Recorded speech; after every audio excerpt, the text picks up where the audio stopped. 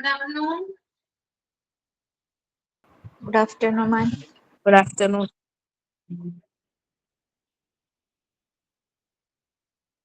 കേൾക്കാൻ പറ്റുന്നില്ലേ? Good afternoon, ma'am. Good afternoon, ma'am. Good afternoon. എനിക്ക് കേൾക്കാൻ പറ്റുന്നില്ലല്ലോ. ഞങ്ങൾക്ക് കേൾക്കാൻ പറ്റുന്നുണ്ട്.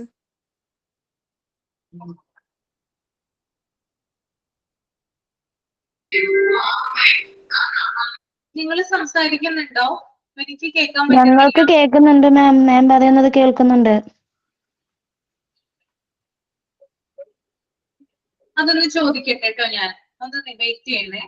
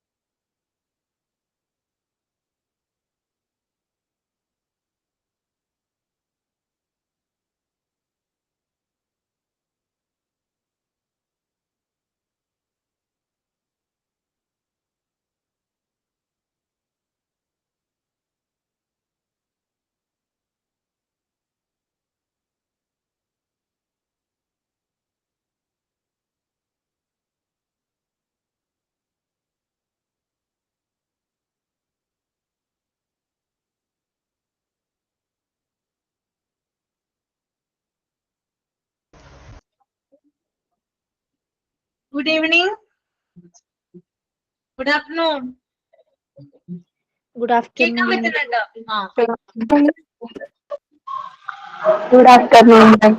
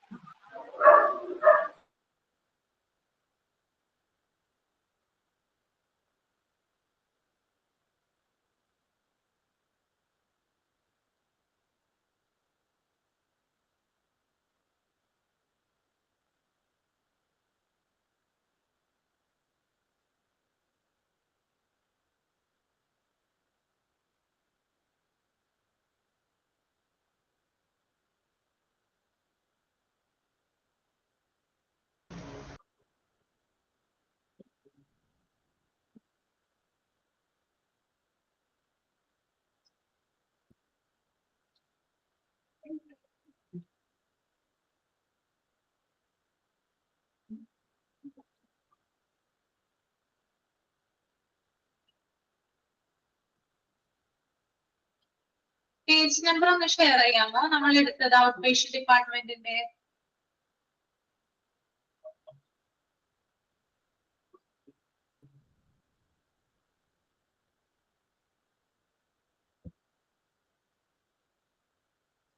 അല്ലേ?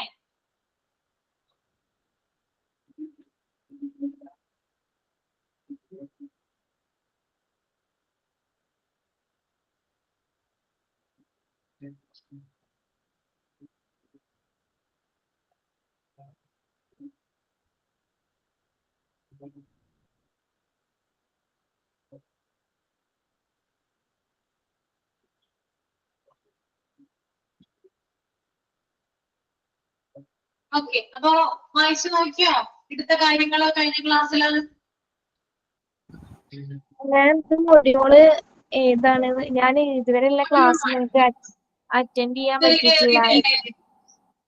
ഇതുവരെ കേറിയിട്ടില്ലേ?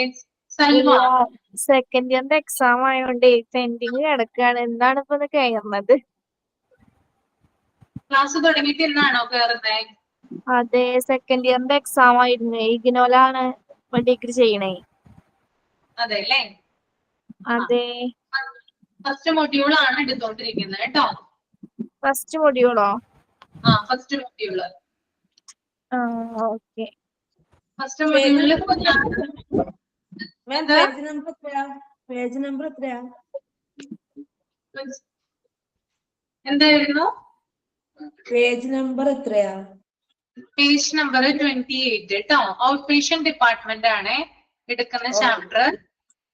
28 ആണ് പേജ് നമ്പർ വരുന്നത്. റെക്കോർഡ് ക്ലാസ് കാണാട്ടോ. സൽവ പോയോ?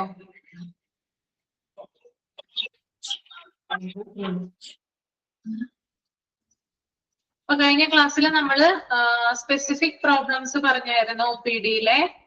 വായിച്ചു നോക്കിയോ ക്ലാസ് കഴിഞ്ഞതിന് ശേഷം?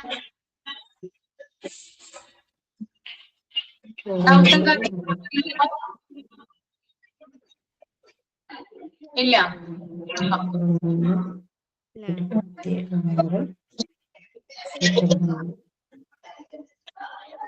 അപ്പൊ നമുക്ക് ക്ലാസ്സിലേക്ക് കടക്കാം അല്ലേ? എന്ത് ഡൗട്ട് ഉണ്ടെങ്കിലും നിങ്ങൾ ക്ലിയർ ചെയ്ത് പോവാട്ടോ, മിണ്ടാതിരിക്കരുത്. ഓക്കെ?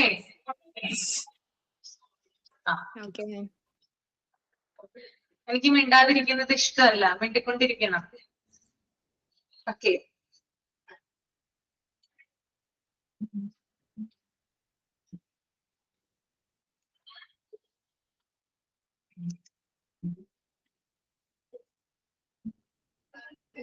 അപ്പൊ നമ്മള് കഴിഞ്ഞ ക്ലാസ്സുകളിലായിട്ട് ജനറൽ പ്രോബ്ലംസും അതുപോലെ തന്നെ സ്പെസിഫിക് പ്രോബ്ലംസും പറഞ്ഞു. ഇനി അതിനെ പരിഹരിക്കുന്നതിന് വേണ്ടിയിട്ട്, അതിനെ സോൾവ് ചെയ്യുന്നതിന് വേണ്ടിയിട്ട് ചില മെത്തേഡ്സുകൾ സജസ്റ്റ് ചെയ്യുന്നുണ്ട്.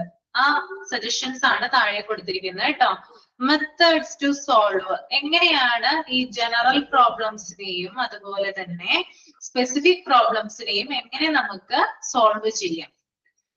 അപ്പൊ ഓരോ പോയിന്റുകളായിട്ട് ഞാനത് എക്സ്പ്ലെയിൻ ചെയ്ത് തരാം. First point, adequate directional sign.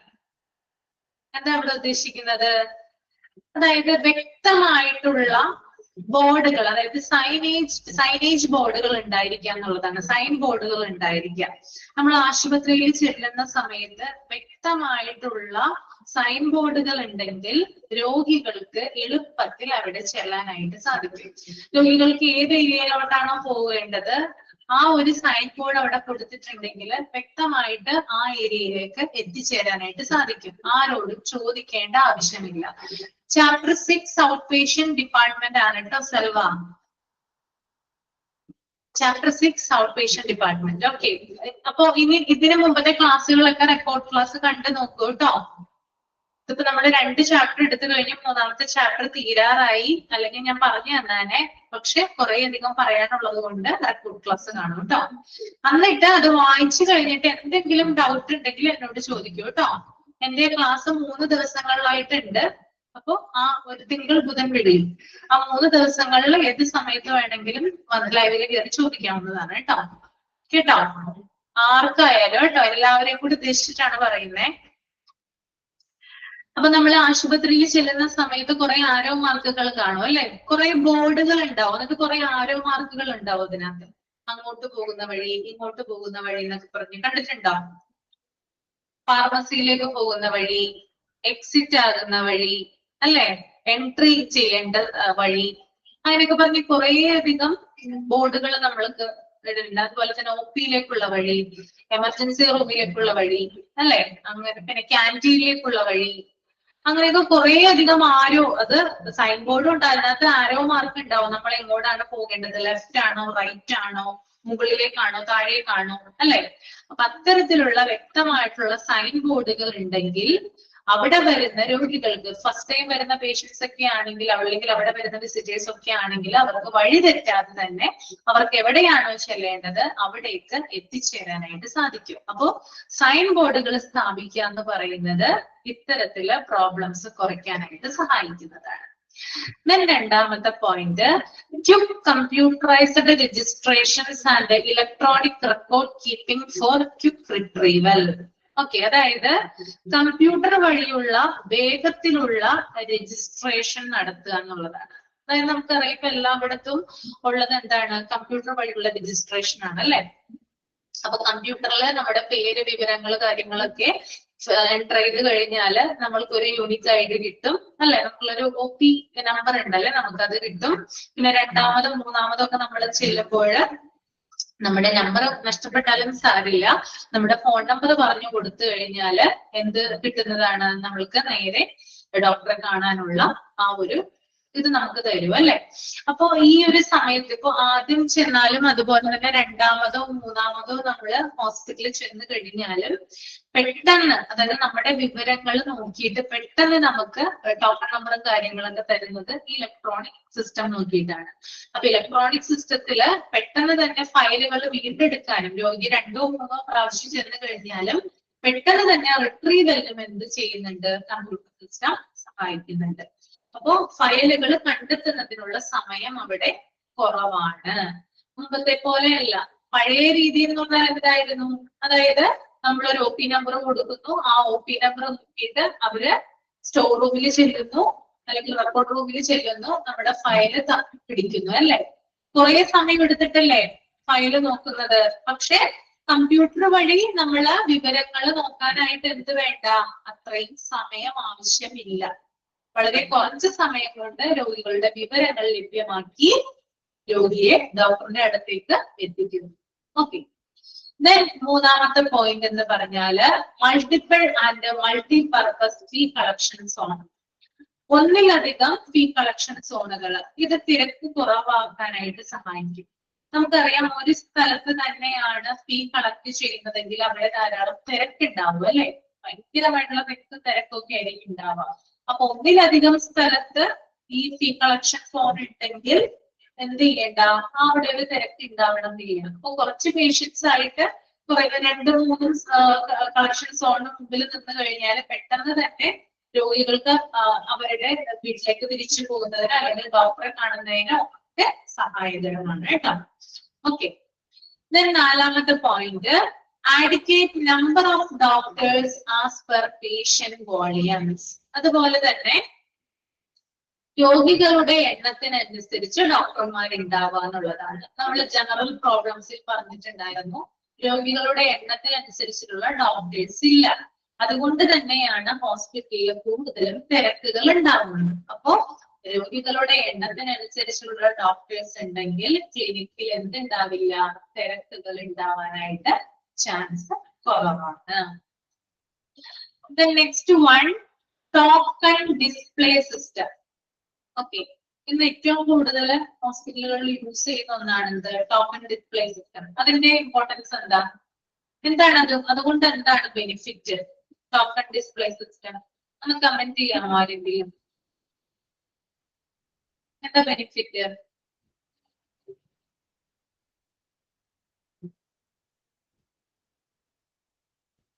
ഒരു ബെനിഫിറ്റും ഇല്ലേ token display system? Token number display സംവിധാനമാണ് കേട്ടോ. ക്യൂ നിൽക്കണ്ട, അതാണ് ബെനിഫിറ്റ് അല്ലെ. മുമ്പെന്ന് പറഞ്ഞാല് നമ്മൾ ക്യൂ നിൽക്കണമായിരുന്നു. കാരണം നമ്മൾ ക്യൂവിൽ നിന്ന് കഴിഞ്ഞ് നമ്മളൊന്ന് മാറിക്കഴിഞ്ഞാല് നമുക്ക് പിന്നെ അവിടെ നിൽക്കാൻ പറ്റില്ല, വേറെ ആരെങ്കിലും വന്ന് നിൽക്കും അല്ലെ, നമ്മുടെ സ്ഥലം പോകും. അപ്പൊ നമുക്ക് ഇരിക്കാൻ പറ്റില്ല, ഒന്ന് വിശ്രമിക്കാൻ പറ്റില്ല അല്ലേ. പക്ഷെ ടോക്കൺ ഡിസ്പ്ലേ സിസ്റ്റം ഉള്ളത് കൊണ്ട് നമുക്ക് എന്ത് ചെയ്താൽ മതി, നമുക്കറിയാം ഏകദേശം നമ്മൾ എത്ര മണിയാകുമ്പോഴാണ് നമ്മളുടെ നമ്പർ ആവാന്നറിയാം അല്ലെ. അപ്പൊ ആ സമയത്ത് ഡോക്ടറുടെ കൺസൾട്ടേഷൻ റൂമിന് മുമ്പിൽ നമ്മൾ ചെന്ന് നിന്നാൽ മതി. ഓക്കെ. ഇപ്പൊ ഒരു 30 ടോക്കൺ നമ്പർ കിട്ടിയെന്ന് വിചാരിക്കുക. ഡോക്ടർ ഇപ്പൊ ഇരുന്നിട്ടുള്ളൂ, 5 ടോക്കൺ നമ്പർ ആവുന്നുള്ളൂ. അപ്പൊ ഡോക്ടർ നോക്കുന്ന രീതിയൊക്കെ നമുക്കറിയാം. എത്ര സമയം എടുത്തിട്ടാണ് ആ ഡോക്ടർ നോക്കുന്നത്. ചില ഡോക്ടേഴ്സ് കൂടുതൽ സമയം എടുത്ത് നോക്കും അല്ലെ. വീട്ടില് നോക്കില്ലേ ചില ഡോക്ടേഴ്സ്. അതുപോലെ തന്നെ കുറെ സമയം എടുത്ത് നോക്കുന്ന ഡോക്ടേഴ്സ് ഉണ്ട് ഗവൺമെന്റ് ഹോസ്പിറ്റലിലൊക്കെ. ഇനി ചില ഡോക്ടേഴ്സ് ആണെങ്കിൽ പെട്ടെന്ന് നോക്കും. അപ്പൊ നമുക്കറിയാം ഏകദേശം നമ്മുടെ നമ്പർ എപ്പോഴാണ് ആവുന്നതെന്ന് നമുക്ക് അറിയാനായിട്ട് സാധിക്കും. അപ്പൊ നമുക്ക് വേണമെങ്കിൽ അത്യാവശ്യം വല്ല ചായ കുടിക്കാനോ അല്ലെങ്കിൽ വല്ല വെള്ളം കുടിക്കാനോ ഒക്കെ എന്ത് ചെയ്യാം, പുറത്തേക്ക് പോവാ അല്ലെ. കാരണം ആ ടോക്കൺ നമ്പർ ആയിട്ടില്ല നമുക്ക് ഉറപ്പുണ്ട്. അപ്പൊ നമ്മള് ഒരിടത്ത് തന്നെ കുറ്റിയടിച്ച് നിൽക്കേണ്ട യാതൊരു ആവശ്യമില്ല. നമുക്ക് വേണമെങ്കിൽ ഇരിക്കാം, വേണമെങ്കിൽ പുറത്തോട്ട് പോകാം, അങ്ങനെയൊക്കെ ചെയ്യാം. ഓക്കെ. അപ്പൊ ടോക്കൺ ഡിസ്പ്ലേ സിസ്റ്റം എന്ന് പറഞ്ഞാല് ഇത്തരത്തില് ക്യൂ നിയന്ത്രിക്കാനും അതുപോലെ തന്നെ പേഷ്യൻസിന്റെ കംഫർട്ടിന് വേണ്ടിയിട്ട് സഹായിക്കും.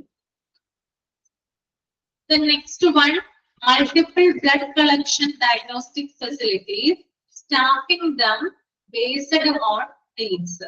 പിന്നെ അതുപോലെ തന്നെ ഒന്നിലധികം സ്ഥലത്ത് ബ്ലഡ് ശേഖരിക്കുന്ന സംവിധാനം ഉണ്ടാവുക, അല്ലെങ്കിൽ ബ്ലഡ് സാമ്പിൾ എടുക്കുന്നതിന് വേണ്ടിയിട്ട് ഒന്നിലധികം സ്ഥലത്ത് സംവിധാനങ്ങൾ ഉണ്ടാവുക എന്നുള്ളതാണ്. പിന്നെ അതുപോലെ തന്നെ പരിശോധനയ്ക്ക് വേണ്ടിയിട്ടുള്ള സ്റ്റാഫുകളും ഒക്കെ ഉണ്ടാവുക എന്നുള്ളത് വളരെ ഇമ്പോർട്ടന്റ് ആയിട്ടുള്ള ഒരു കാര്യമാണ് കേട്ടോ. അപ്പൊ ഒന്നിലധികം ബ്ലഡ് കളക്ഷൻ സോണുകള്, ആഡിക്വേറ്റ് മീൻസ് എണ്ണത്തിന് പ്രാപ്തമായിട്ടുള്ള, അല്ലെങ്കിൽ എന്താ പറയാ, എണ്ണത്തിനനുസരിച്ച് അനുയോജ്യമായിട്ടുള്ളത്, അതാണ് കേട്ടോ ഉദ്ദേശിക്കുന്നത്. അപ്പൊ ഒന്നിലധികം സ്ഥലത്ത് സാമ്പിൾ ശേഖരിക്കുന്നതിനുള്ള സംവിധാനങ്ങളും അവിടെ സ്റ്റാഫിംഗ് സംവിധാനവും ഉണ്ടായിരിക്കുക എന്നുള്ളതാണ്. The next one, adequate seating capacity, entertainment with TV, magazine or health education, measures through leaflets, posters, magazines, etc. പിന്നെ ഹോസ്പിറ്റലിൽ ചെല്ലുന്ന സമയത്ത് OP-യില് സീറ്റിംഗ് കപ്പാസിറ്റി ഉണ്ടായിരിക്കാം. നമ്മള് ചില സമയത്ത് OP-യിൽ ചെല്ലുന്ന സമയത്ത് നമുക്കറിയാം ചെയേഴ്സ് ഉണ്ടാവാറുണ്ട് അവിടെ, പക്ഷെ അതൊക്കെ ഫിൽ ആവും അല്ലെ. കുറെ ആളുകൾ വന്ന് അവിടെ ഇരിപ്പുണ്ടാവും. കസേരകൾ ഉണ്ടാവാറുണ്ടോ ചില സമയത്ത് ചെല്ലുമ്പോ നമുക്ക് ഇരിക്കാനായിട്ട്? ആരെങ്കിലും എണീറ്റു പോയാൽ കിട്ടും അല്ലെ, ഇല്ലേ? ആരെങ്കിലും എണീറ്റു പോയാലാണ് നമുക്ക് സീറ്റ് കിട്ടുക, അല്ലെങ്കിൽ സീറ്റ് ഉണ്ടാവില്ല. അപ്പൊ നമ്മൾ ഇങ്ങനെ അവിടെ നോക്കി നിൽക്കും, ആരെങ്കിലും ഇരിക്കുന്നുണ്ടോ ഓടിപ്പോയിട്ട് അവിടെ ഇരിക്കാൻ വേണ്ടിയിട്ട് അല്ലെ. ഓക്കെ, അപ്പോ അവിടെ വരുന്ന രോഗികളുടെ എണ്ണത്തിനനുസരിച്ചുള്ള കസേരകൾ അവിടെ ഇടുക എന്നുള്ളത് ഇമ്പോർട്ടന്റ് ആയിട്ടുള്ള ഒരു കാര്യമാണ്. ഓക്കെ, പിന്നെ അതുപോലെ തന്നെ TV ഉണ്ടായിരിക്കുക. കാരണം ബോറടിച്ചല്ലിരിക്കുന്ന എത്ര നേരം എന്ന് വെച്ചാൽ ഇങ്ങനെ ഇരിക്കും. ഓക്കെ, ഇപ്പൊ മൊബൈലുണ്ട്, എല്ലാവരുടെ കയ്യിലും മൊബൈലുണ്ട്. മൊബൈൽ ഇല്ലാത്തൊരു കാലം നിങ്ങൾ ആലോചിച്ച് നോക്കിയേ. ഓക്കെ, പണ്ടത്തെ കാലത്ത് മൊബൈൽ, അതായത് ഈ സ്മാർട്ട് ഫോണൊക്കെ വരുന്നതിന് മുമ്പായിട്ട് ആളുകൾ എന്ത് ചെയ്യുമായിരുന്നു അല്ലെ, വെറുതെ ഇങ്ങനെ കുത്തിയിരിക്കും അല്ലെ. അപ്പൊ ഒരു TV ഉണ്ടെങ്കിൽ എന്ത് ചെയ്യാം, ആ TV-യിൽ ചിലപ്പോൾ വാർത്തകൾ വെക്കും അല്ലെ. മിക്കവാറും ഹോസ്പിറ്റലുകളിൽ നമുക്കറിയാം ന്യൂസ് ചാനലുകളാണ് വെക്കുന്നത് അല്ലെ. ന്യൂസ് ചാനലല്ലേ വെക്കുന്നത് അല്ലെ, സിനിമ സീരിയലൊന്നും വെക്കില്ല അല്ലെ. മിക്കവാറും ഹോസ്പിറ്റലുകളിൽ ന്യൂസ് ചാനലുകളായിരിക്കും വെക്കുന്നത്. അപ്പോ ആ ന്യൂസ് ചാനൽ വെച്ച് കൊടുത്താല് എന്ത് ചെയ്യും, പേഷ്യൻസ് അവിടെ ഇങ്ങനെ നോക്കിയിരിക്കും. അപ്പൊ അവർക്ക് എന്റർടൈൻ ചെയ്യാം. ഓക്കെ, പിന്നെ അത് മാത്രമല്ല മാഗസീനുകള്. രോഗി ഇവിടെ വെറുതെ മുഷിഞ്ഞിരിക്കുവാണ്, അപ്പൊ മാഗസീൻസ് ഒക്കെ ഉണ്ടെങ്കിൽ ഇപ്പൊ വൈദ്യുത പോലുള്ള മാഗസീൻസ്, ആരോഗ്യഭൂമി എന്നൊക്കെ പറഞ്ഞ കുറെ മാഗസീൻസ് ഒക്കെ ഉണ്ടല്ലേ, ആരോഗ്യ കേരളം അങ്ങനെയൊക്കെ പറഞ്ഞ് കുറെ എണ്ണമുണ്ട്. അപ്പൊ അങ്ങനത്തെ ചില ആരോഗ്യവുമായി ബന്ധപ്പെട്ടിട്ടുള്ള മാഗസീൻസ് ആയിരിക്കും ആശുപത്രികളിൽ ഉണ്ടാവുക. അപ്പൊ അത്തരത്തിലുള്ള മാഗസീൻസ് കൊടുത്തു കഴിഞ്ഞാൽ എന്ത് ചെയ്യും, പേഷ്യൻസ് അതിൽ നിന്ന് വായിച്ചു. പിന്നെ അതുപോലെ തന്നെ ഹെൽത്ത് എഡ്യൂക്കേഷനുമായി ബന്ധപ്പെട്ടുള്ള ലീഫ്ലെറ്റുകള്, പോസ്റ്ററുകള്, മാഗസീൻസ് അതൊക്കെ എന്ത് ചെയ്യാം, ഇവിടെ വെക്കാവുന്നതാണ്. എന്തിനു വേണ്ടിയിട്ടാ? രോഗിക്ക് ബോറടി മാറ്റുന്നതിന് വേണ്ടിയിട്ട് കേട്ടോ. OP-യില് ക്ലിയർ ആണോ ഇത്രയും കാര്യങ്ങൾ പറഞ്ഞത്? ഓക്കെ, the next one,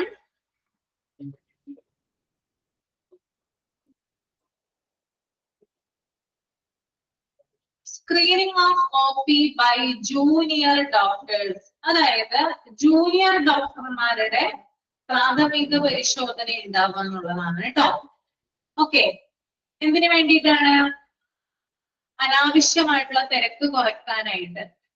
അതായത് ഇപ്പൊ ഈ മെഡിക്കൽ കോളേജിലൊക്കെ ചെല്ലുന്ന സമയത്ത് നമുക്കറിയാം, വലിയ വലിയ ഹോസ്പിറ്റലൊക്കെ ചെല്ലുന്ന സമയത്തായാലും മെഡിക്കൽ കോളേജുകളിൽ ചെല്ലുന്ന സമയത്തായാലും ജൂനിയർ ഡോക്ടർമാരുണ്ട് അല്ലെ.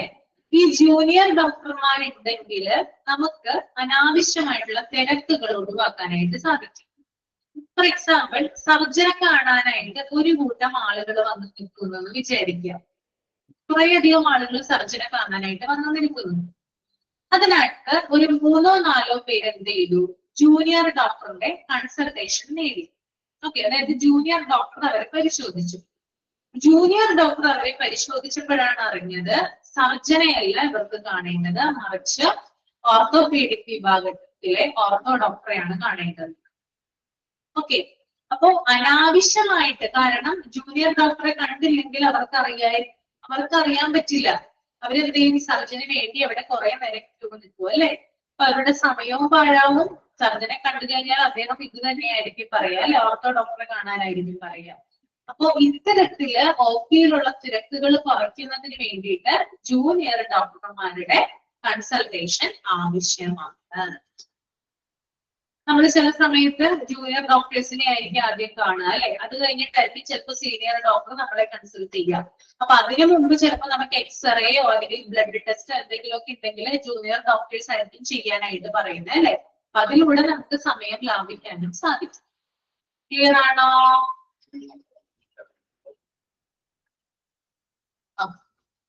The next one, queuing theory is a scientific and a mathematical way of solving the problem of overcrowding.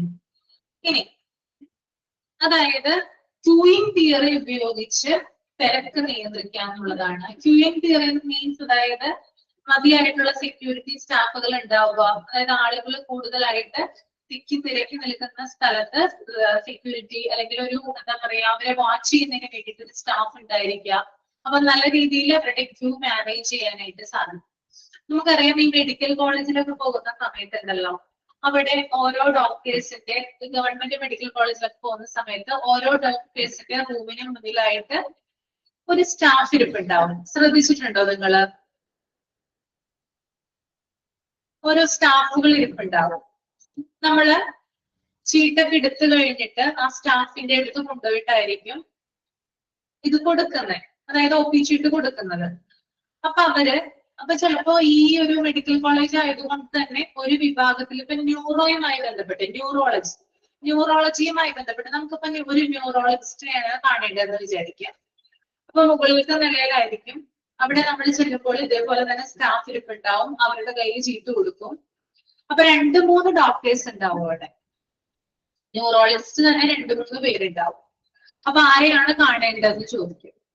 അപ്പൊ ആരെയാണ് കാണേണ്ടതെന്ന് ചോദിക്കുമ്പോൾ ആദ്യമായിട്ടൊക്കെയാണ് കാണാൻ വന്നതെന്ന് പറഞ്ഞു കഴിഞ്ഞാൽ അവര് പറയും ഇന്ന ഡോക്ടറെ തന്നെ കാണണമെന്ന് വാശി പിടിക്കാൻ പറ്റില്ല. അവര് പറയും എല്ലാവരും നല്ല ഡോക്ടേഴ്സ് തന്നെയാണ്, 3 പേരും അല്ലെങ്കിൽ 3 പേരുണ്ടെങ്കിൽ 3 പേര് അല്ലെങ്കിൽ 4 പേരും, ഇവര് ആ ഇരിക്കുന്ന എല്ലാവരും നല്ലതാണ്, അതിനകത്ത് ഏതെങ്കിലും ഒരു ഡോക്ടറെ കാണാനായിട്ട് പറയും.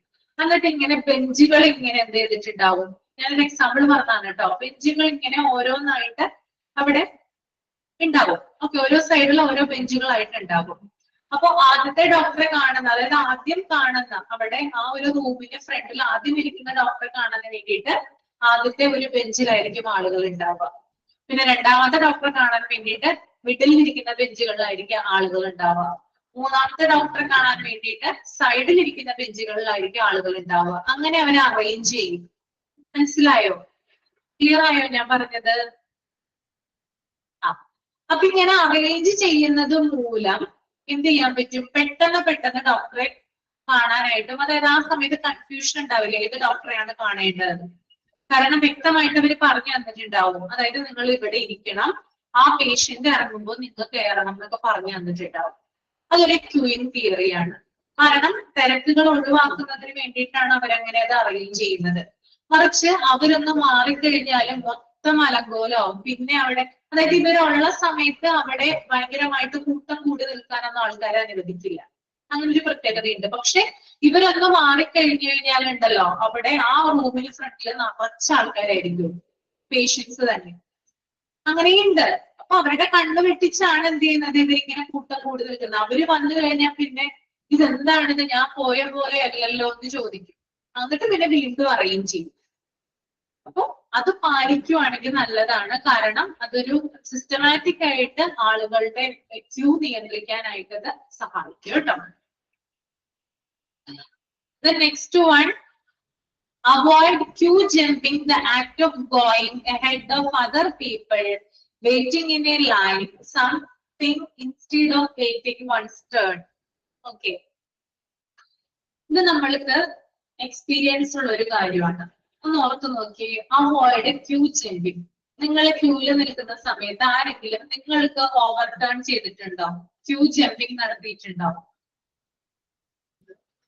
ക്യൂ നിൽക്കുന്ന സമയത്ത് ചിലപ്പോ എന്ത് ചെയ്യും, ഇടയ്ക്ക് കയറി നിൽക്കും അല്ലെ? എന്നിട്ട് നമ്മളോട് പറയും ഞാൻ ഇവിടെ ഉണ്ടായിരുന്നു, ഇപ്പൊ ചായ കുടിക്കാൻ പോയതാണ്, ഞാൻ ചേച്ചിയോട് ചോദിച്ചു നോക്കുമെന്ന് പറയും അല്ലെ? അങ്ങനെ ഇടയ്ക്ക് കയറി നിൽക്കാറുണ്ട്. അതുപോലെ തന്നെ നമ്മുടെ ഡോക്ടേഴ്സിന്റെ റൂമിന് നിൽക്കുവാണ്, ഇങ്ങനെ നിരനിരയായിട്ട് ഡോക്ടേഴ്സിന്റെ റൂമിന് ഫ്രണ്ടിൽ ഇങ്ങനെ നിൽക്കുവാണ്. അപ്പൊ പെട്ടെന്ന് നമ്മളാണെങ്കിൽ അടുത്തതായിട്ട് ഡോക്ടറുടെ റൂമിൽ കയറാനായിട്ട് പോകുന്നത്. പെട്ടെന്ന് തന്നെ ഒരാൾ ഓടി കയറി വരും, എന്നിട്ട് ഡോക്ടറുടെ റൂമിലോട്ട് കയറി പോകും. അപ്പൊ അവിടെ ഒന്നും നമുക്ക് ചെയ്യാൻ പറ്റില്ല അല്ലെ.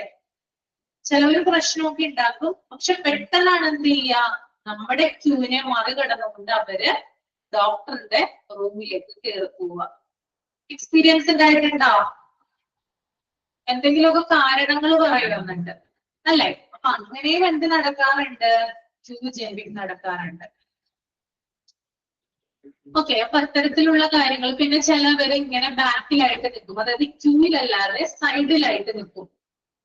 ഈ OP ടിക്കറ്റ് എടുക്കാനൊക്കെ നേരത്തെ നിൽക്കുന്നത് കാണാം, സൈഡിൽ നിൽക്കും. അപ്പൊ ഈ ക്യൂവിൽ നിൽക്കുന്നവര് പറയുന്നുണ്ട് നിങ്ങൾ പുറകിൽ പോയി നിൽക്കാൻ പറയുന്നുണ്ട്, പക്ഷെ അവര് തക്കം ഭാഗത്ത് എന്ത് ചെയ്യും, പെട്ടെന്ന് OP ടിക്കറ്റ് എടുക്കൊണ്ട് പോകും. അതൊക്കെ ചിലവരുടെ കഴിവുകളാണ് കേട്ടോ അങ്ങനെയൊക്കെ ചെയ്യുന്നത്. കാരണം അധിക സമയം സ്പെൻഡ് ചെയ്യാതെ പെട്ടെന്ന് തന്നെ ഡോക്ടറെ കണ്ട് അവർക്ക് മടങ്ങാം അല്ലെ. പക്ഷെ ഇപ്പൊ സമ്മതിക്കില്ല കേട്ടോ. അപ്പൊ ഭയങ്കര ഇതാണ്, ആളുകൾ പ്രശ്നം ഉണ്ടാക്കും. കാരണം കുറെ അധികം പേര് ഇങ്ങനെ വെയിറ്റ് ചെയ്യുന്നതുകൊണ്ടേ ഭയങ്കരമായിട്ട് ഒച്ചപ്പാടും ലഹളയൊക്കെ നമുക്ക് കാണാൻ പറ്റും ഇങ്ങനെ വെയിറ്റ് ചെയ്യുന്ന സ്ഥലത്ത്. ഓക്കെ, ഇത്തരത്തില് ക്യൂ ജമ്പിങ് ഒഴിവാക്കുക എന്നുള്ളത് ഇമ്പോർട്ടന്റ് ആയിട്ടുള്ളൊരു കാര്യമാണ്. നെക്സ്റ്റ് വൺ മെയിൻറ്റെയിൻ പങ്ക്ച്വാലിറ്റി ആണ്. അതായത് പങ്ക്ച്വാലിറ്റി മെയിൻറ്റെയിൻ ചെയ്യുക, OPയില് കൃത്യത പുലർത്തുക എന്നുള്ളതാണ്. ഇപ്പൊ ഡോക്ടേഴ്സിനായാലും രോഗികൾക്കായാലും തന്നെ കൃത്യസമയത്ത് വരിക അല്ലെ. ഡോക്ടേഴ്സ് കൃത്യസമയത്ത് വന്നു കഴിഞ്ഞാലാണ് അത്രയും പേഷ്യൻസിനെ നോക്കി അവർക്ക് അത്രയും പേഷ്യൻസിനെ നോക്കാനായിട്ട് സാധിക്കുകയുള്ളൂ. അതുപോലെ തന്നെ അവിടെയുള്ള അവിടെ വരുന്ന പേഷ്യൻസും വളരെ ഡിസിപ്ലിൻ മെയിൻറ്റെയിൻ ചെയ്ത് പോവുക എന്നുള്ളതാണ് ഇമ്പോർട്ടന്റ് ആയിട്ടുള്ളത് കേട്ടോ. Next point, redressal of grievances, അതായത് പരാതി പരിഹാരം. രോഗികളുടെ പരാതികള് പരിഹരിക്കുന്നതിന് വേണ്ടിയിട്ടുള്ള സംവിധാനം ഉണ്ടാവുക. രോഗികളുടെ പരാതി പരിഹരിക്കുന്നതിന് വേണ്ടിയിട്ടുള്ള സംവിധാനം ഉണ്ടാവുക. Then proper appointment system. Okay, proper ആയിട്ട്, അതായത് മുൻകൂട്ടി അപ്പോയിന്റ്മെന്റ് ചെയ്യുന്നതിനുള്ള സംവിധാനം ഉണ്ടാവും. ക്ലിയർ ആണോ?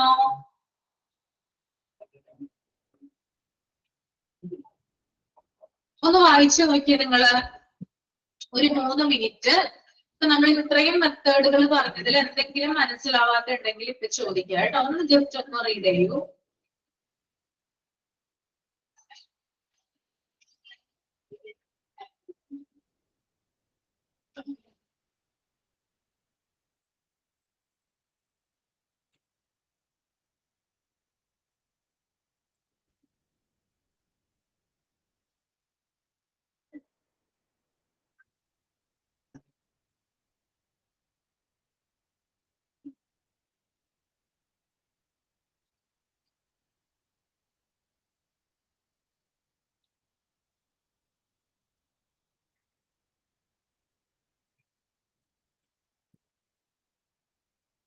പോളി ഫാർമസി എന്ന് പറഞ്ഞാൽ റോങ് മെഡിസിൻ കൊടുക്കുന്നതല്ല, ഒന്നിലധികം മരുന്നുകൾ കൊടുക്കുന്നതാണ് കേട്ടോ.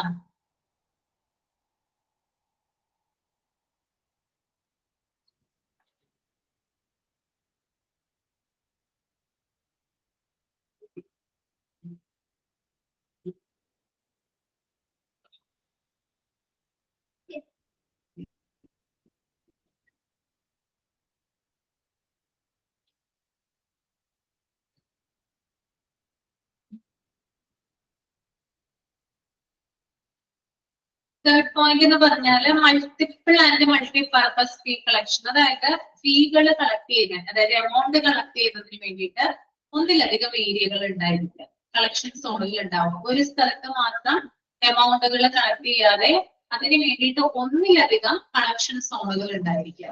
തിരക്ക് നിയന്ത്രിക്കാനായിട്ട് സാധിക്കും ഇതുമൂലം.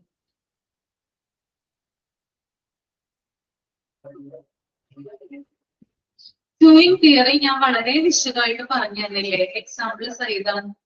മെഡിക്കൽ കോളേജിൽ ഇരിക്കുന്നത്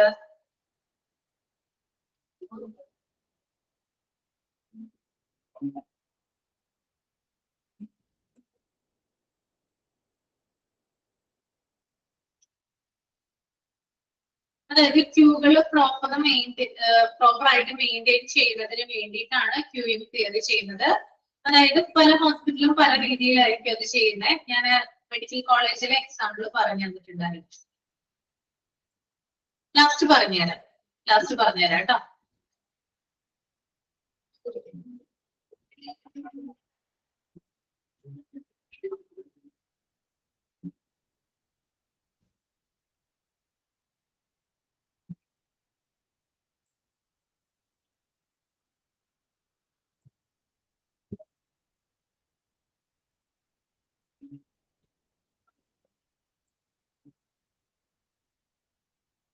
next clinical records kept in an OPD നിങ്ങൾ റീഡ് ചെയ്യുക. ജോബ് ഡിസ്ക്രിപ്ഷൻ OPD അസിസ്റ്റന്റും റീഡ് ചെയ്യുക. രണ്ടും റീഡ് ചെയ്തതിനു ശേഷം സബ് ചെയ്യുക കേട്ടോ. നന്നായിട്ട് മനസ്സിരുത്തി വായിക്കുക.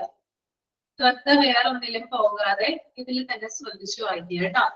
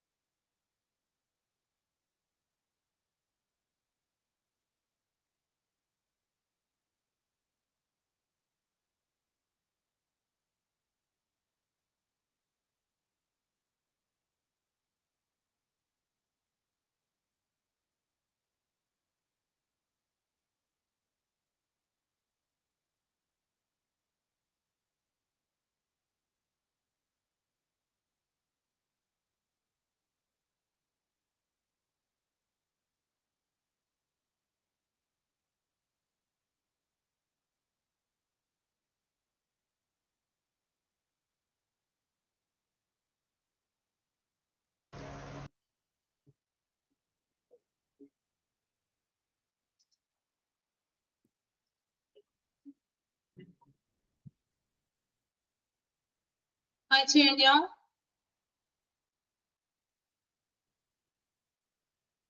Clinical records kept in an OPD.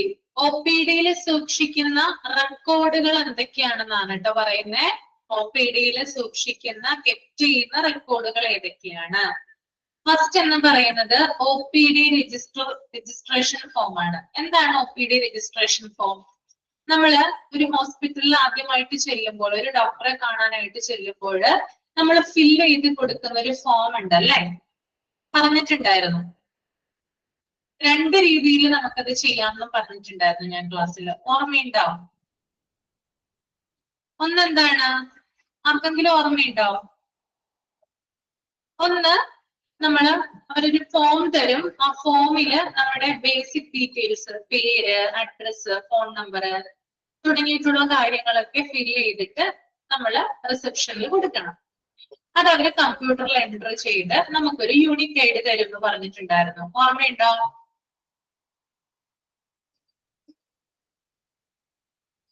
ഇനി രണ്ടാമത്തത് ഡിജിറ്റലി എൻ്റർ ചെയ്യുന്നതാണ്. എങ്ങനെയാ? ഒരു സ്ക്രീൻ ഉണ്ടാവും. മെയിൻ ഹോസ്പിറ്റൽ, അതായത് മൾട്ടി സ്പെഷ്യാലിറ്റി ഹോസ്പിറ്റലൊക്കെ ആവുമ്പോൾ ഒരു സ്ക്രീൻ വെച്ചിട്ടുണ്ടാവും റിസപ്ഷനില്. അതിനകത്ത് നമ്മൾ ടച്ച് ചെയ്ത് നമ്മുടെ ഓരോ വിവരങ്ങളും അതിനകത്ത് എൻ്റർ ചെയ്യണം.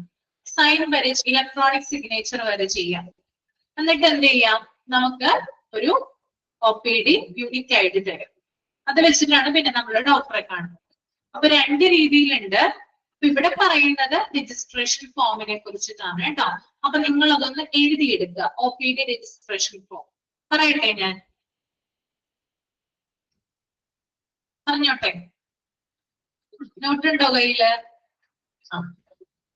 OPD registration form കേട്ടോ. It includes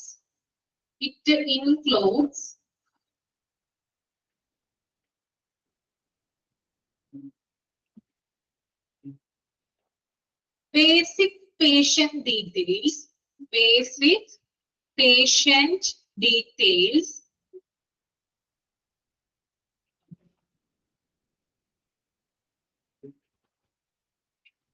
such as it includes basic patient details such as name,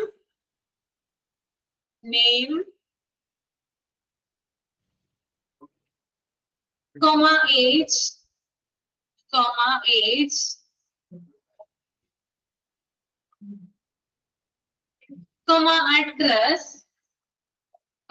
address,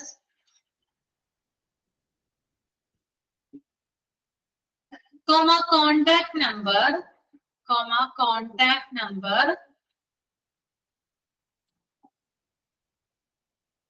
etc.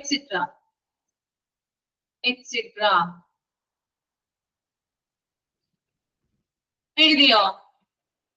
ഒന്നുകൂടി പറയാം. OPD registration form. It includes basic patient details such as name, age, address, contact number, etc.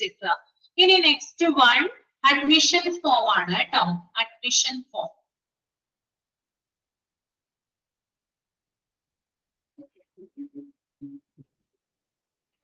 Admission form എന്ന് പറഞ്ഞാൽ എന്താണ്? അതായത് out patient ഡിപ്പാർട്ട്മെന്റിൽ നിന്ന് വാർഡിലേക്കോ അല്ലെങ്കിൽ inpatient ആയിട്ടോ നമ്മളെ പ്രവേശിപ്പിക്കുമ്പോൾ ഉപയോഗിക്കുന്ന ഫോമാണ്. അതായത് നമ്മളെ അവിടെ അഡ്മിറ്റ് ചെയ്യുന്ന സമയത്ത് നമ്മൾ ഫില്ല് ചെയ്ത് കൊടുക്കുന്നതാണ് എന്ത്? അഡ്മിഷൻ ഫോം എന്ന് പറയുന്നത് കേട്ടോ. ഓക്കെ, അപ്പൊ ഇതൊന്ന് എഴുതിക്കോളൂ.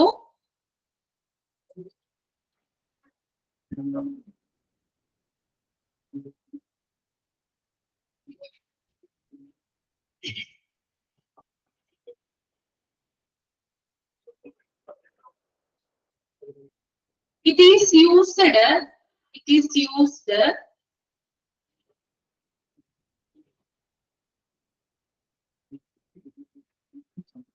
when a patient is admitted from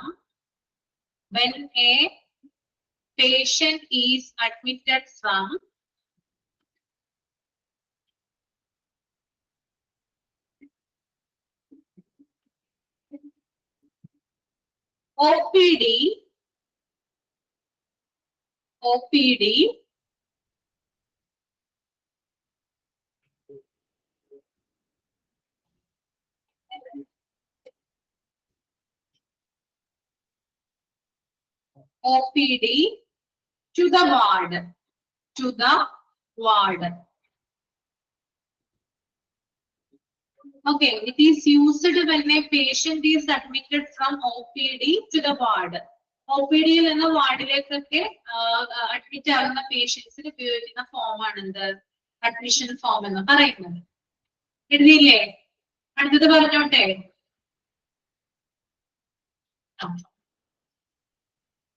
next one medication record ആണ് കേട്ടോ.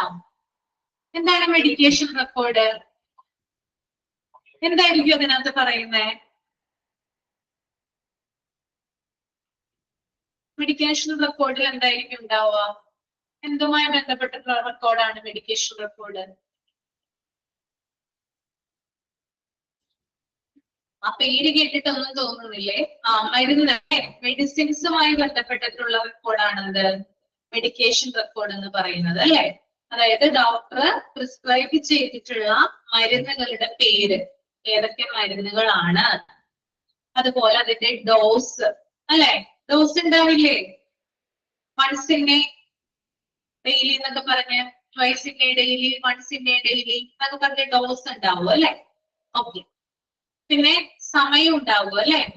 അതായത് ചിലപ്പോ രാവിലെ ഉണ്ടാകും, അല്ലെങ്കിൽ രാത്രിയിൽ ഉണ്ടാകും അല്ലെ. അങ്ങനെ ടൈം കൊടുത്തിട്ടുണ്ടാകും. പിന്നെ ഡ്യൂറേഷൻ ഉണ്ടാകും. എത്ര നാള്? ചിലപ്പോ 5 ദിവസത്തേക്കായിരിക്കും, ചിലപ്പോ 3 ദിവസത്തേക്കായിരിക്കും, ചിലപ്പോ ഒരാഴ്ചത്തേക്കായിരിക്കും അല്ലെ. മരുന്നുകൾ എഴുതുന്നത്, അങ്ങനെ ഡ്യൂറേഷൻ ഉണ്ടാവും. അപ്പൊ ഇത്തരത്തിലുള്ള വിവരങ്ങളൊക്കെ എന്തിലാണ് ഉണ്ടാവുക? മെഡിക്കേഷൻ റെക്കോർഡിലാണ് ഉണ്ടാവുക. അപ്പൊ അതൊന്ന് എഴുതാം കേട്ടോ, medication record. It includes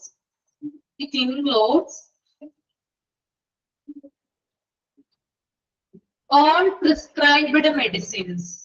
All prescribed medicines. It includes all prescribed medicines, dosage,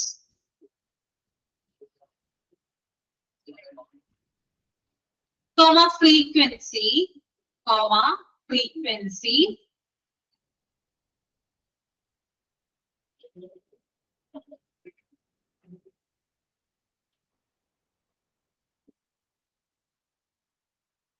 and duration.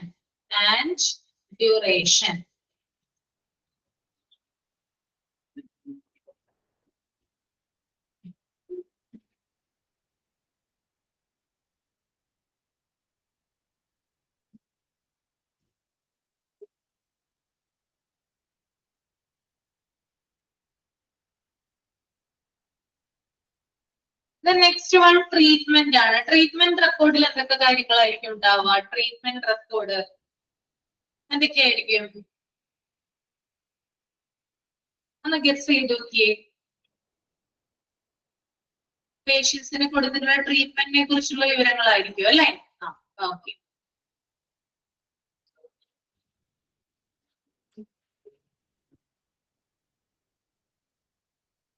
അതായത് പേഷ്യൻസിന് എന്ത് തരം ചികിത്സയാണ് നൽകിയത്, അതിന്റെ പ്രൊസീജിയേഴ്സ് എങ്ങനെയായിരുന്നു, അങ്ങനെയുള്ള ഡീറ്റെയിൽസ് ആണ് ട്രീറ്റ്മെന്റ് റെക്കോർഡിൽ ഉണ്ടാവുക. അപ്പൊ എഴുതിക്കോളൂ കേട്ടോ. Treatment record it includes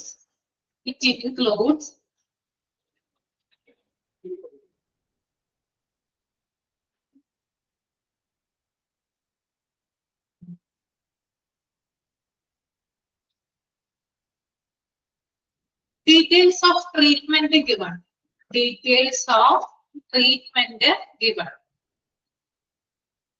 It includes details of treatment given.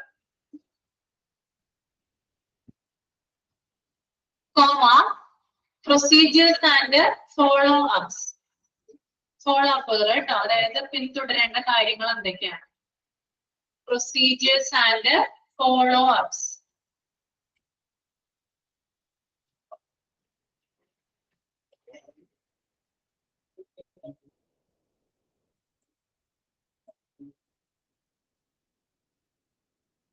Okay. The next one investigations record ആണ്. Investigation record. എന്തായിരിക്കും ഇൻവെസ്റ്റിഗേഷൻ റെക്കോർഡിൽ വരുന്നേ? എന്തൊക്കെ കാര്യങ്ങളായിരിക്കാം?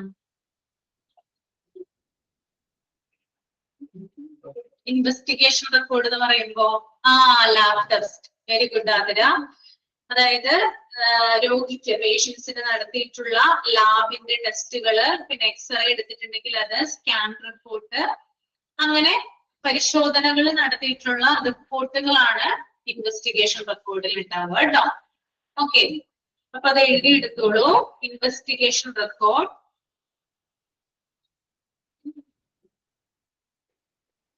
it includes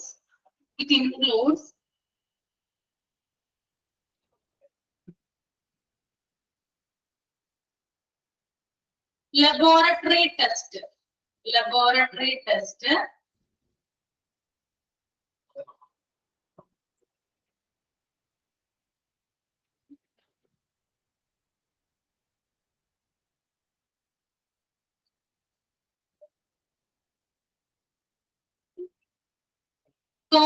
imaging reports.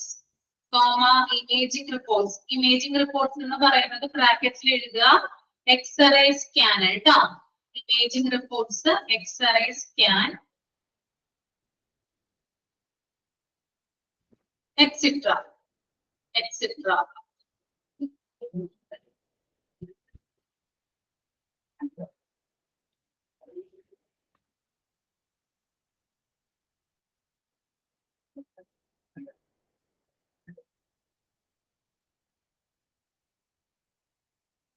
എഴുതിയില്ലേ? അടുത്തത് പറഞ്ഞോട്ടെ, കൺസെന്റ് ഫോം എന്താ? കൺസെന്റ് ഫോം എന്തിനാണ് കൺസെന്റ് ഫോം വാങ്ങിക്കുന്നത് പേഷ്യൻസിൽ നിന്നും? നമ്മൾ അഡ്മിറ്റ് ആകുന്ന സമയത്ത് അല്ലെങ്കിൽ എന്തെങ്കിലും ടെസ്റ്റുകളൊക്കെ നടത്തുന്ന സമയത്ത്, സ്കാൻ ചെയ്യുന്ന MRI ഒക്കെ എടുക്കുന്ന സമയത്ത് എന്ത് ചെയ്യാറുണ്ട്? സർജറി ചെയ്യുന്ന സമയത്തും MRI എടുക്കുന്ന സമയത്തും ചില പ്രൊസീജിയേഴ്സ് ഒക്കെ ചെയ്യുന്ന സമയത്തും നമ്മുടെ കയ്യിൽ നിന്ന് കൺസെന്റ് ഫോം സൈൻ ചെയ്ത് വാങ്ങിക്കാറുണ്ട് അല്ലെ? എന്തിനു വേണ്ടിയിട്ടാണത്? ചില പരിശോധനകള് അല്ലെങ്കിൽ ചില പ്രൊസീജിയേഴ്സ് ഒക്കെ ചെയ്യുന്നതിന് മുമ്പായിട്ട് രോഗിയുടെ കയ്യിൽ നിന്ന് റിട്ടേൺ ആയിട്ട് എന്ത് ചെയ്യും? പെർമിഷൻ മേടിക്കുന്നതിനെയാണ് കൺസെന്റ് ഫോം കൺസെന്റ് എന്ന് പറയുന്നത് അല്ലെ? അപ്പൊ ഇത്തരത്തില് കൺസെന്റ് ഫോമുകൾ എവിടെ കെപ്റ്റ് ചെയ്യാറുണ്ട്? OPD-യിൽ കെപ്റ്റ് ചെയ്യാറുണ്ട്. ഓക്കെ, അപ്പൊ അതൊന്ന് എഴുതിക്കോളൂ കേട്ടോ. കൺസെന്റ് ഫോം എഴുതിക്കോളൂ. Return permission from the patient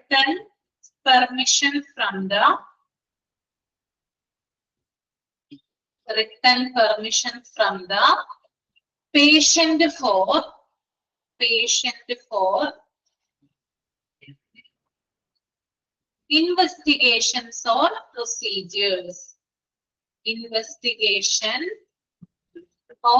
procedures. Written permission from the patient for investigation or procedures. അല്ലെ? അപ്പോ ചില ടെസ്റ്റുകൾ ചെയ്യുന്നതിന് മുമ്പായിട്ടോ, ചില പ്രൊസീജിയേഴ്സ് ചെയ്യുന്നതിന് മുമ്പായിട്ടോ, സർജറി ചെയ്യുന്നതിന് മുമ്പായിട്ടോ, പേഷ്യന്റ് അഡ്മിഷൻ എടുക്കുന്നതിന് മുമ്പായിട്ടോ ഒക്കെ എന്ത് ചെയ്യാറുണ്ട്? കൺസെന്റ് ഫോം ഫിൽ ചെയ്ത് സൈൻ ചെയ്ത് വാങ്ങിക്കാറുണ്ട്. അപ്പൊ ഇത്തരത്തിലുള്ള കൺസെന്റ് ഫോമുകള് OPD-യിൽ കെപ്റ്റ് ചെയ്യുന്നതായിരിക്കും. അപ്പൊ ഇത്രയും റെക്കോർഡുകൾ ക്ലിയർ ആയോ? അപ്പൊ ചിലപ്പോ ക്വസ്റ്റ്യൻ ചോദിക്കാം, what are the records kept in an OPD? അപ്പൊ താഴെ പറയുന്ന കാര്യങ്ങൾ എന്തൊക്കെയാണെന്ന് ചിലപ്പോൾ ചോദിച്ചെന്ന് വരാം കേട്ടോ. അപ്പൊ നമുക്കിനി കൺസെന്റ് ഫോമിനെ കുറിച്ച് കുറച്ചുകൂടി കാര്യങ്ങൾ നോക്കാനുണ്ട്. അതെന്താണെന്ന് നോക്കാം.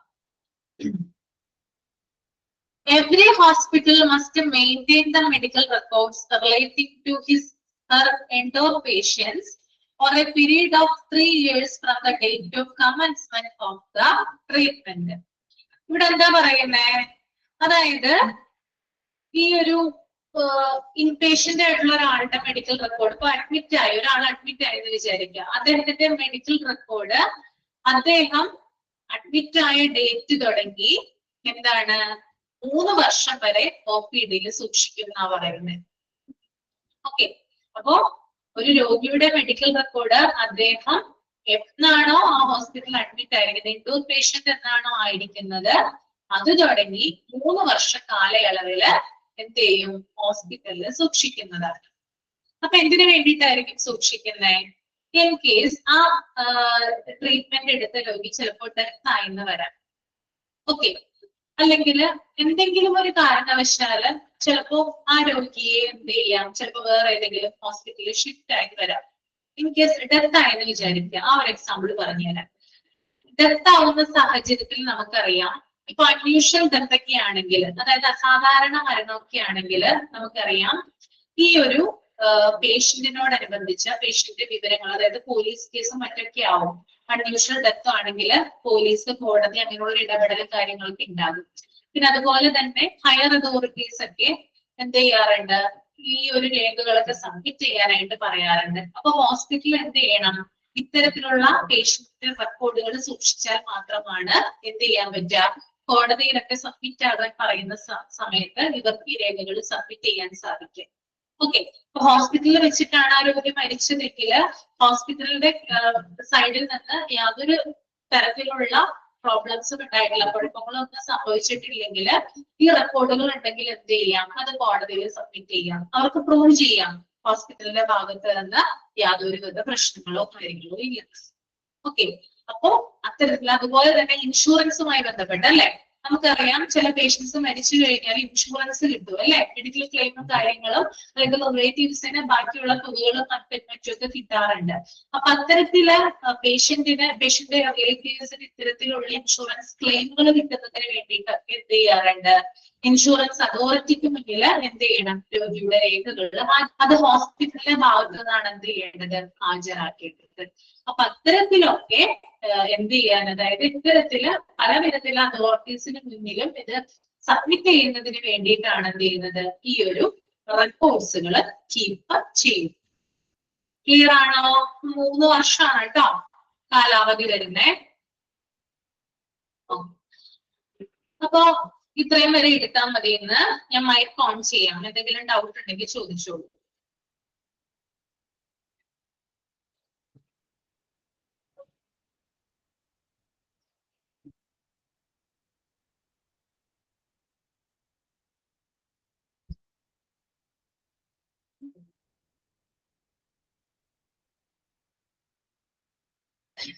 മൈക്ക് ഓൺ ചെയ്തിട്ടുണ്ട് കേട്ടോ.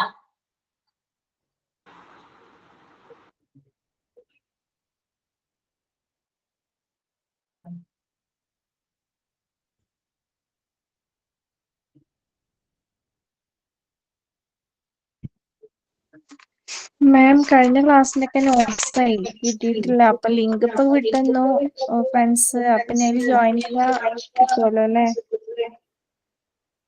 എന്താണ് കഴിഞ്ഞ ക്ലാസ്സില്? കഴിഞ്ഞ ക്ലാസ്സിന് നോട്ട്സ് ഒന്നും കിട്ടിയിട്ടില്ലല്ലോ. ഞാൻ ലൈവ് അറ്റൻഡ് ചെയ്യാത്തതുകൊണ്ട്. എന്ത് നോട്ട്സ് ആണ് ഉദ്ദേശിക്കുന്നത്? ഇങ്ങനെ ലൈവില് പറയുന്ന നോട്ട്സ്. എന്താണ് ലൈവില് പറയുന്ന നോട്ട്സ്? ഞാൻ പറഞ്ഞ നോട്ട്സോ? ആ ഞാൻ പറഞ്ഞ നോട്ട്സോ? അതെ. ഞാൻ ഇപ്പോഴാണ് നോട്ട് പറഞ്ഞത് കേട്ടോ. അത് നമ്മൾ ഇങ്ങനെ നിങ്ങൾക്കായിട്ട് തരുമൊന്നുമില്ല, നമ്മള് ക്ലാസ്സിൽ തന്നെ പറഞ്ഞു പോവാ ചെയ്യുന്നേ. ഓക്കെ, അത് റെക്കോർഡിൽ ഉണ്ടാവുമല്ലോ അല്ലെ നോട്ട്സ് ആയിട്ട്? ഡീറ്റെയിൽ ആയിട്ടുള്ള നോട്ടോ കാര്യങ്ങളോ ഒന്നും അല്ല, നമുക്ക് ടെക്സ്റ്റ് ബുക്ക് തന്നെയാണ് പഠിക്കാനുള്ളത്. പിന്നെ ഇമ്പോർട്ടന്റ് ആയിട്ടുള്ള കാര്യങ്ങൾ 1 or 2 സെന്റൻസിൽ പറഞ്ഞു പോകുന്നതാണ്. അതൊന്ന് PDF-ന്റെ കൂടെ തന്നെ ഒന്ന് നോട്ട് ചെയ്ത് പോവാട്ടോ. കേൾക്കുന്നുണ്ടോ പറയുന്നേ?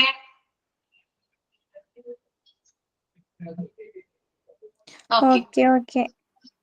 ഫ്രണ്ട്സിനോട് ആരോടെങ്കിലും ഒന്ന് ചോദിച്ചു നോക്കൂ കേട്ടോ, ഒന്ന് സെൻഡ് ചെയ്ത് തരാൻ പറയും. ഈ ക്ലാസ്സിലും പിന്നെ അതുപോലെ തെറാപ്യൂട്ടിക് എക്യുപ്മെന്റ്, കുറെ അധികം എക്യുപ്മെന്റുകൾ പഠിച്ചിട്ടുണ്ടായിരുന്നു. അതൊക്കെയാണ് നമ്മൾ നോക്കിയിട്ടുണ്ടായിരുന്നത്, പറഞ്ഞത് ഞാൻ. അത് ജസ്റ്റ് ആ PDF-ന്റെ ഭാഗമായിട്ട് പറഞ്ഞു പോകുന്നത്. അതൊന്ന് ജസ്റ്റ് നോട്ട് ചെയ്തെടുത്താൽ മതി കേട്ടോ. അല്ലാതെയുള്ള നോട്ടുള്ള കാര്യങ്ങളൊന്നും നിങ്ങൾക്ക് ആവശ്യമില്ല. ഓക്കെ സെൽവ? ഓക്കെ. ഞാനേ എക്സാമിന്റെ ഇതായിട്ടേ ഒരു ക്ലാസ് ഇതുവരെ അറ്റൻഡ് ചെയ്യാത്തോണ്ട് ഇനിയിപ്പോ ഇന്ന് രാവിലെ കുറെ പെൻഡിങ് ക്ലാസ്സസ് ഒക്കെ കണ്ടു. അതുകൊണ്ട് കുറെ ഐഡിയാസ് കിട്ടി. അതെ അല്ലേ? ഓക്കെ, സാരില്ല. എന്തായാലും റെക്കോർഡ് ക്ലാസ് പതുക്കിയിരുന്ന് കണ്ടാൽ മതി. ആദ്യം തുടങ്ങിയുള്ള റെക്കോർഡ് ക്ലാസ് ഒന്ന് പതുക്കിയിരുന്ന് കാണാൻ നോക്കുക കേട്ടോ. ധൃതി പിടിക്കണ്ട. ഓരോരുത്തരുടെ ആയിട്ട് കണ്ടാൽ മതി കേട്ടോ. ടെൻഷൻ ഒന്നും ആവണ്ട കേട്ടോ. ഓക്കെ. നയൻത്ത് പോയിന്റ് പറഞ്ഞുതരാറുണ്ട്. ഒരു മിനിറ്റ് കേട്ടോ.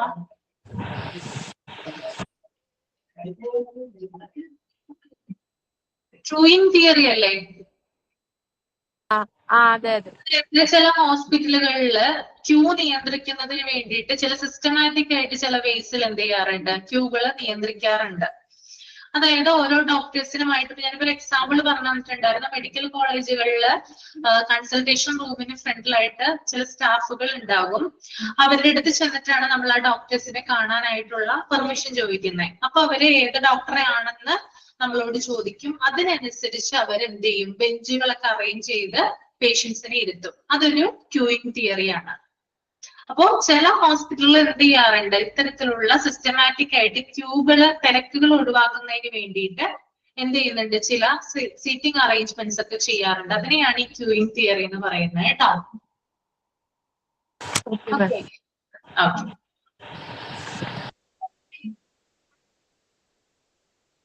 ക്ലിയർ അല്ലേ?